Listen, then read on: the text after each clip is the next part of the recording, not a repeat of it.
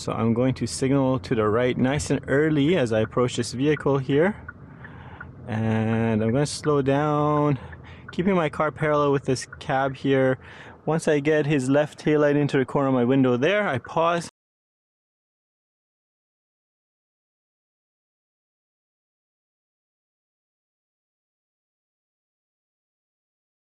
I put it into reverse. I steer all the way to the right, do a 360 check all around my vehicle, looking out the back window, walking it back so slowly until I have a 30-degree angle between my car and this car. It's about a slice of pizza, slice of cake or pizza.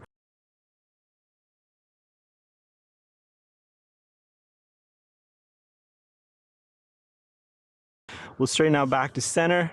We'll check around one more time. I'm going to walk it back in a straight line until his left taillight is roughly in this corner of my window here.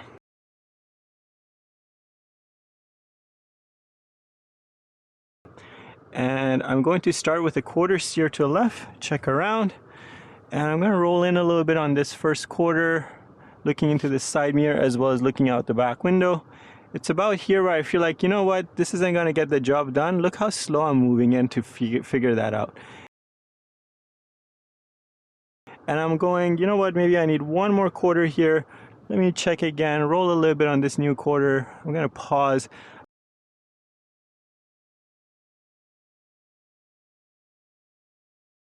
Still don't think this is going to get me enough of the way there, so I'm going to add one more quarter steer just so that I'm pointing the back of the car away from the curb. And I'm going to walk it back nice and slow, looking into the side mirror to see when I'm parallel. Once I'm parallel, I'll take a pause and straighten my wheel back to center.